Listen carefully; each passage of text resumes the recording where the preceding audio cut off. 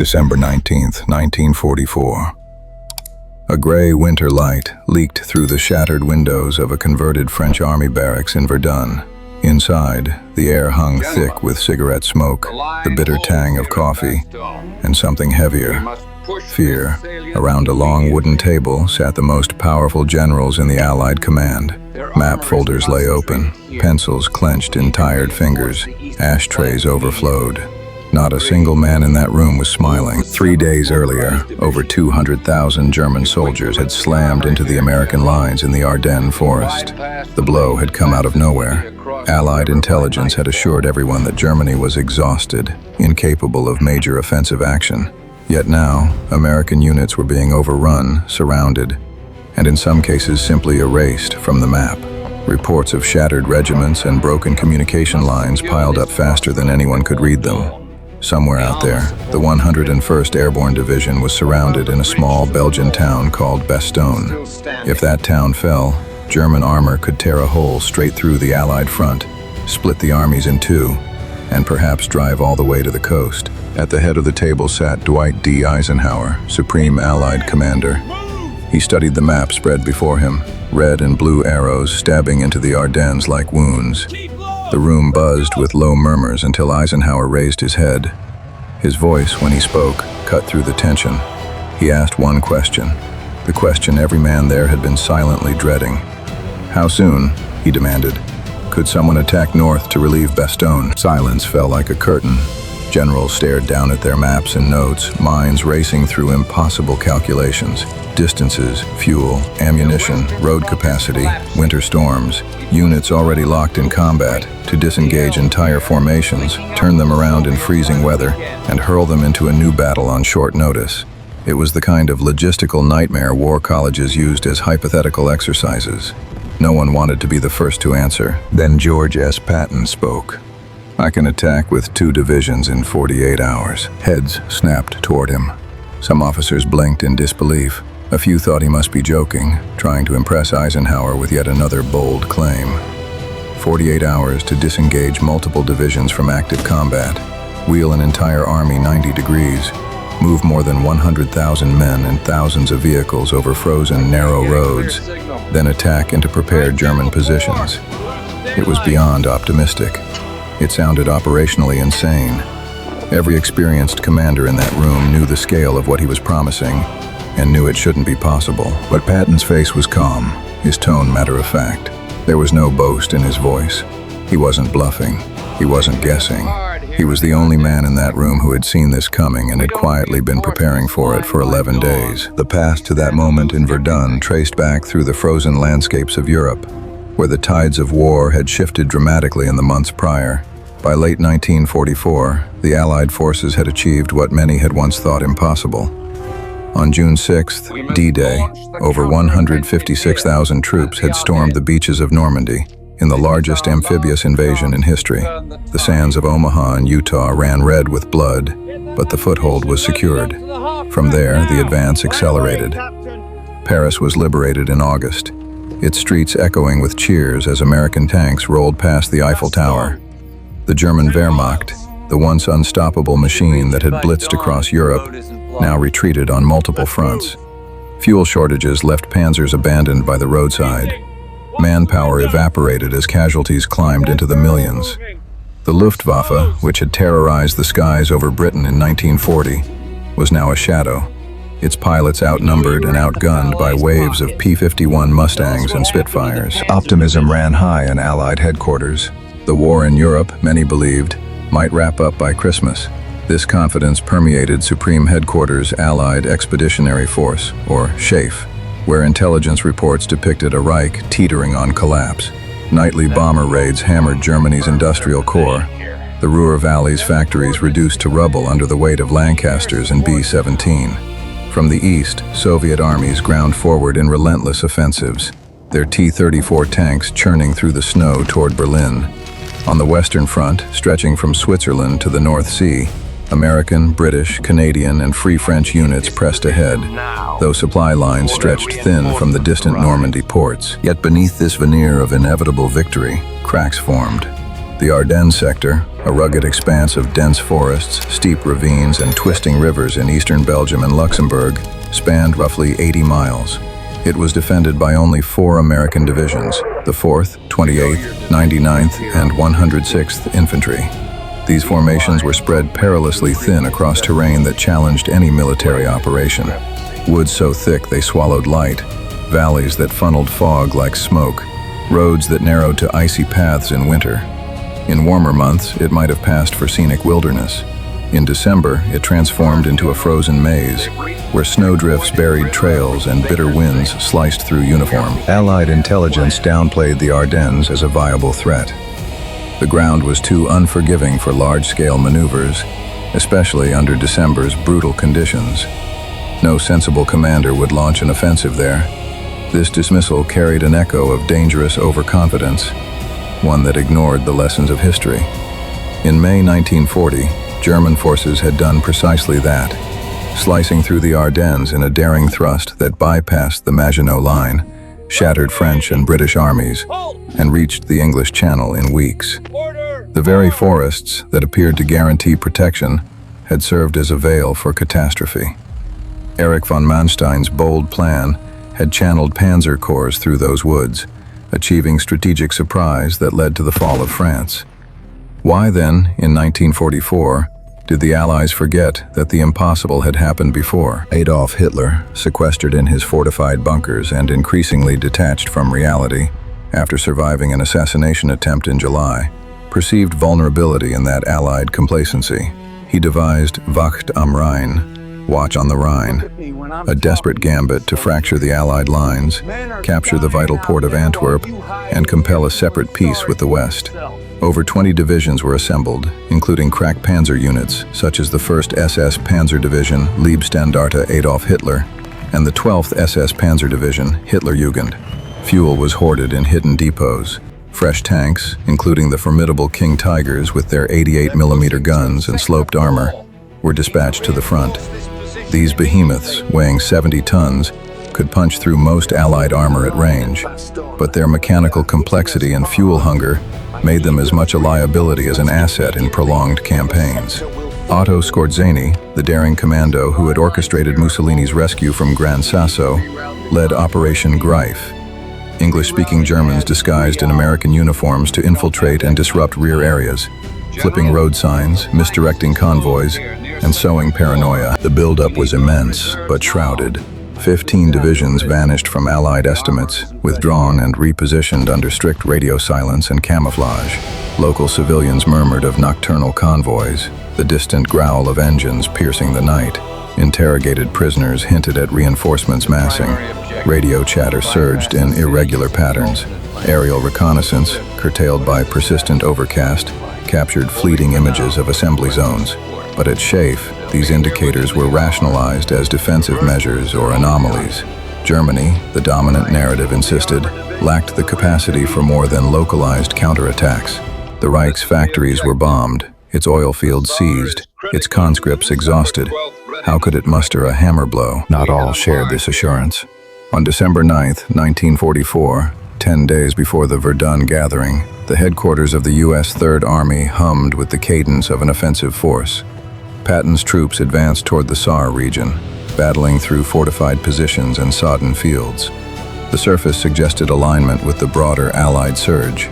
Metz had fallen in November after a savage siege, with American engineers breaching ancient fortifications amid house-to-house fighting that claimed 6,657 casualties. Now the Siegfried Line, Germany's western barrier of concrete bunkers, anti-tank ditches, and dragon's teeth, loomed as the next objective, its pillboxes bristling with machine guns. Colonel Oscar W. Koch, Patton's G2 intelligence officer, stepped into Patton's office that day, arms laden with reports, maps, and decrypted signals. Koch was no dramatist. Born in Milwaukee in 1899 to German immigrants, he had enlisted in 1917, serving as a cavalryman in the Great War. Rising through peacetime ranks, he sharpened his analytical edge in intelligence schools, learning to cross-reference signals, photos, and human sources. By 1944, at 45, he embodied precision, wire-rimmed glasses framing a gaze that dissected data like a surgeon. Urgency marked his demeanor as he unfurled his materials on Patton's desk. For weeks, Koch had tracked German movements across the Western Front. A pattern emerged, unsettling in its implications. 15 divisions had disappeared, not depleted remnants, but robust units, including panzer formations boasting hundreds of tanks, such as Hasso von Manteuffel's 5th Panzer Army. Pulled from the line, their locations evaded Schaeff's scrutiny. Alarms raised by Koch met dismissal. These were reserves for countering Allied pushes, nothing aggressive. Koch saw otherwise. Months of studying Wehrmacht doctrine revealed a mismatch. Idling such power contradicted their emphasis on initiative. This signaled an impending strike, a coiled fist. His pencil sketched concentrations on the map, converging on the Ardennes. The sector's sparse defenses, 4 divisions where 12 were warranted, invited exploitation. The terrain, daunting yet proven traversable in 1940 under Manstein's plan, which had funneled panzer corps through the woods for strategic surprise. Koch's case built layer upon layer. Radio intercepts betrayed anomalies, spikes in traffic that didn't match defensive chatter. POWs from units like the 116th Panzer Division mentioned fresh arrivals, new faces in the lines. Civilians noted night movements, the clatter of tracks muffled by snowfall, convoys snaking through villages under blackout. Recon photos, though weather blurred, hinted at buildup, camouflage nets over assembly areas, tire tracks in mud. The mosaic coalesced, an offensive poised, targeted at the Ardennes' fragility. Patton absorbed it all, his features tightening. George Smith Patton Jr., born November 11, 1885 in San Gabriel, California, hailed from a military lineage. His grandfather, a Confederate colonel slain at Winchester. Steeped in tales of valor, young Patton recited epics, his dyslexia forcing him to memorize rather than read fluently. At Virginia Military Institute briefly, then West Point from 1904, he overcame academic hurdles, setting hurdles records and graduating in 1909 into the cavalry. Married to Beatrice Ayer in 1910, they had 3 children. His Olympic pentathlon in 1912 placed 5th. In 1916, he clashed with Pancho Villa's forces in Mexico, downing 2 foes in a shootout that etched his name in headlines. World War I brought tank command, a wound at San Miguel, and post-war advocacy for armor, often clashing with cavalry traditionalists. In 1943, the slapping of shell-shocked soldiers in Sicily nearly sidelined him, but redemption came. His Third Army blazed across France, covering 600 miles in weeks, liberating towns and outrunning supplies. Patton's bond with Koch was rooted in mutual distrust of higher command's optimism. Their partnership had predicted the Falaise pocket closure earlier that year, trapping thousands of Germans. As Koch finished, Patton queried, "If correct, when?" Koch projected, "Within 2 weeks, based on movement timelines and historical precedents." Patton phoned General Omar N. Bradley, 12th Army Group Commander. Bradley, born February 12, 1893 in Missouri, Patton's West Point peer, favored method over flair. A math whiz and baseball star turned infantry veteran. He heard the assessment, vanished panzers, Ardennes exposure, but clung to Schaeff's view. Germany depleted, war waning. No cause for concern. Bradley's steady demeanor, honed in teaching stints between wars and commanding 2nd Corps after Kasserine, leaned on collective intelligence, not outlier warnings. Patton replaced the receiver deliberately, facing Koch. Silence stretched. Then, start planning. While 3rd Army assaulted SAR pillboxes, infantry storming under mortar fire, engineers bridging rivers amid sniper rounds, a covert operation commenced. Koch's staff crafted 3 contingencies for a northern pivot. Routes mapped to crossroads, fuel cached for swift redirection, artillery tagged for redeployment. Regiments assigned rally points, timetables honed to hours. Plan A for one axis, B for another, C for variance, each encompassing disengagement, resupply, communications amid turmoil. They used situation maps with overlays, calculating every variable. Road capacity under snow, vehicle breakdowns in cold, the chaos of reversing traffic flows. Grumbles arose among officers. Why squander effort on distant what-ifs during a victorious push? Yet obedience prevailed. Patton's ethos demanded it. Loyalty, audacity, velocity. He rose at 0500 daily, read the Bible, exercised, then dove into briefings. On December 12th, he convened commanders. Prepare for abrupt disengagement. No elaboration, merely readiness. Puzzled looks exchanged, but execution followed. Units earmarked, supplies prepositioned. By December 15th, 3rd Army uniquely postured. Other forces, Courtney Hodges' 1st Army, William Simpson's 9th, eyed sectoral gains and holidays, with troops anticipating Christmas packages. Patton's harbored blueprints for upheaval. At 5:30 a.m. on December 16th, upheaval arrived. Winter dawn shattered under German barrage. Over 1,600 guns hurling thousands of shells. Nebelwerfers wailed like banshees. V-1 buzz bombs streaked overhead. Lines severed, outposts vaporized. Infantry surged, backed by 1,000 tanks. 3 armies, Sepp Dietrich's 6th Panzer, Manteuffel's 5th, Erich Brandenberger's 7th. 200,000 against 80,000 Americans. The 106th Infantry, novices expecting quiet acclamation, fractured. 2 regiments encircled in the Schnee Eifel, yielding on December 19th, 7,500 captives, Europe's largest U.S. surrender. Private Kurt Vonnegut, among them, would later channel the horror into Slaughterhouse 5. The 28th Division, scarred from Hurtgen Forest's meat grinder, buckled but clung to key nodes like Saint-Vith. At Malmedy, SS troops slaughtered 84 POWs in a field, their bodies frozen in the snow. Skorzany's imposters sowed paranoia, flipping signs, misdirecting convoys, even assassinating isolated officers. Schaeff initially minimized, spoiling assault. Realization dawned slowly. Eisenhower, in Versailles, mobilized reserves, his blood pressure spiking as he smoked 4 packs daily. Bradley, in Luxembourg, initially underestimated, his headquarters nearly overrun. In 3rd Army's nerve center, Patton eyed reports, turned to Koch. You were right. Objective? Koch discerned. Bastogne, nexus from Meuse crossings, Antwerp. The town's 7 roads made it indispensable for any deep thrust. Patton commanded, get General Gay, execute. As confusion gripped others, 3rd Army stirred. SAR engagements unwound. Infantry withdrew under covering fire. Guns repositioned overnight. Flows inverted. Casualties south, assets north. Hugh Gaffey, G4 logistics chief, orchestrated the shift. 11,000 engineers repairing roads. 4,500 tons of ammo rerouted. 3 days on, Verdun convened. Attendees included Bradley, Hodges, Simpson, Montgomery absent. Eisenhower, architect of overlord and balancer of egos, saw peril and promise. Germans, exposed from bunkers, invited flanking. Tempo, paramount. Generals grappled with logistics. Weeks for reorientation in such weather. Patton asserted, 2 divisions in 48 hours, 3 in 72. Eisenhower, chain-smoking under strain. No grandstanding. Bastogne hangs by a thread. Patton unflinching. Orders issued. 11 days prepared. Awe settled. Eisenhower, old comrade from 1920s tank camps. All right, George. Move. Patton phoned HQ.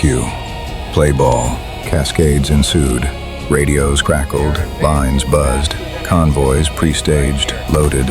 Tanks veered north amid southbound chaos. Wounded on litters, refugees trudging, stragglers fleeing. MPs orchestrated frenzy, batons waving in the gloom. 133,178 vehicles mobilized. Shermans with their high silhouettes and reliable Ford engines. Half-tracks grinding chains. Jeeps skidding on ice. Howitzers towed behind. Fuel tankers sloshing. Ambulances blaring. 4th Armored Division. John S. Wood commanding. A tanker known for speed. Spearheaded. 26th Infantry trailed, then 80. Blizzard raged, snow blanketed, ice glazed. Temperatures plunged to -10 Fahrenheit. Engines seized in the cold, hands numbed raw, breaths clouded like smoke signals. Yet columns inched, night pierced by headlights. Command posts relocated under tarps. Supplies rerouted through bottlenecks. Allied peers lagged, grasping scope, devising responses. 3rd Army, scripted pre-barrage, advanced.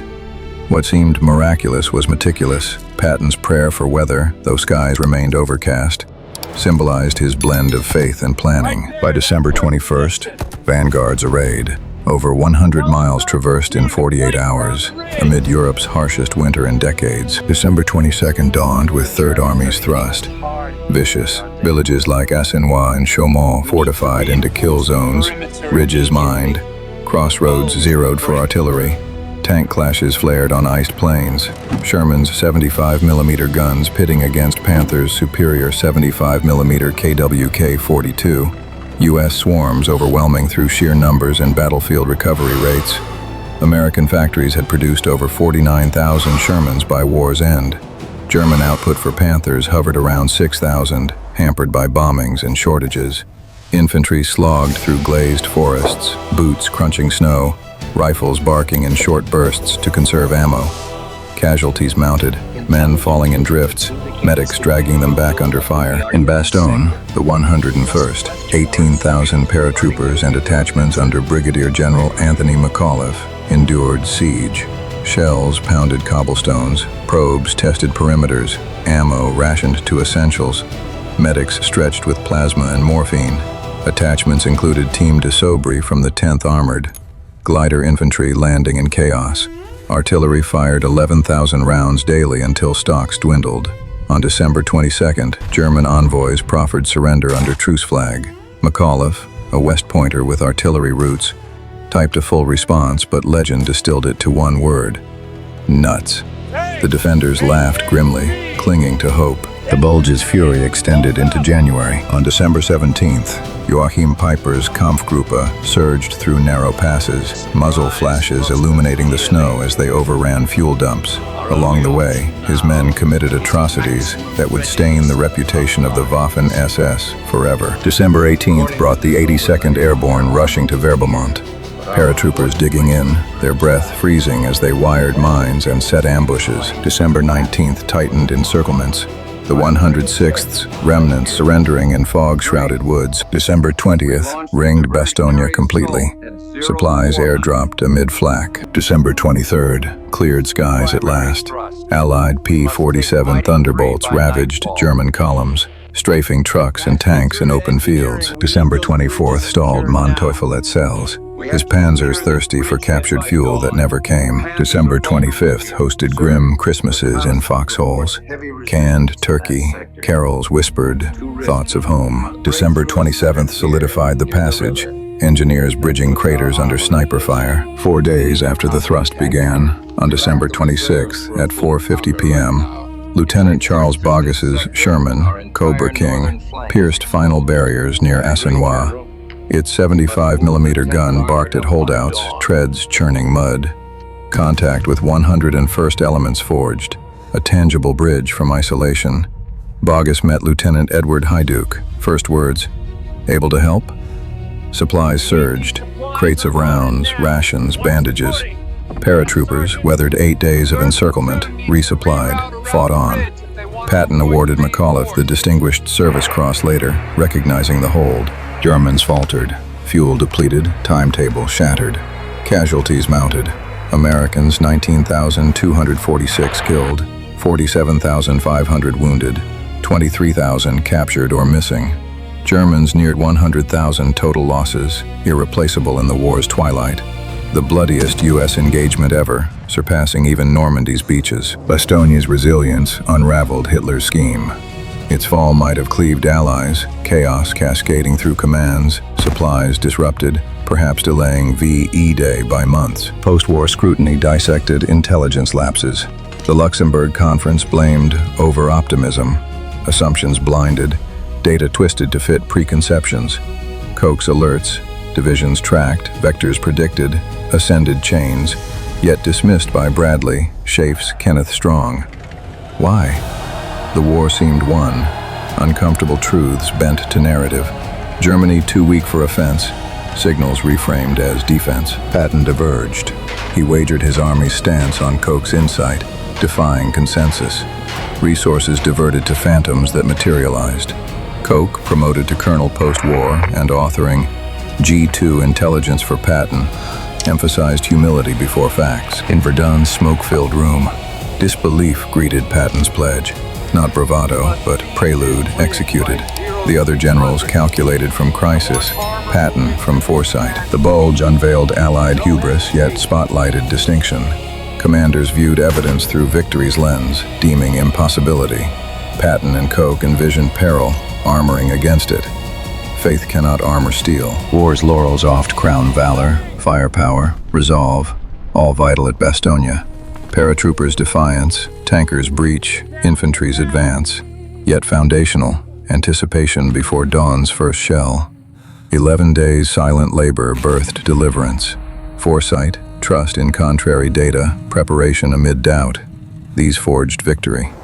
Patton alone stood primed, not by fortune, but by daring to foresee what others denied.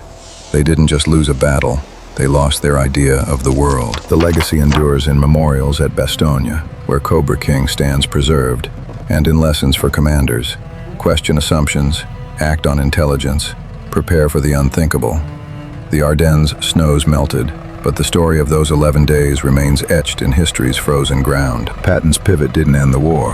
That came with the Rhine crossing in March 1945, Berlin's fall, Hitler's suicide on April 30th, and VE Day on May 8th. But it hastened the end, proving that in war's chaos, preparation is the quiet force that turns tides.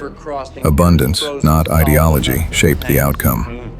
The U.S. industrial might, churning tanks, planes, shells, overwhelmed the Reich's desperate ingenuity.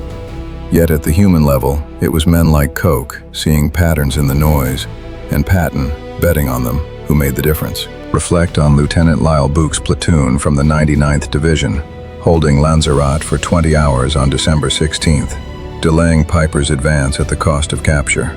Or the engineers of the 291st, blowing bridges to slow the tide. These threads weave into the larger tapestry, a battle where surprise met readiness, and readiness prevailed. In the end, the Battle of the Bulge was not just about maps and maneuvers. It was about minds, those blinded by certainty, and those open to doubt.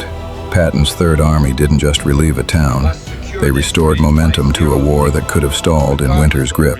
And it all began with a warning, 11 days before the storm broke.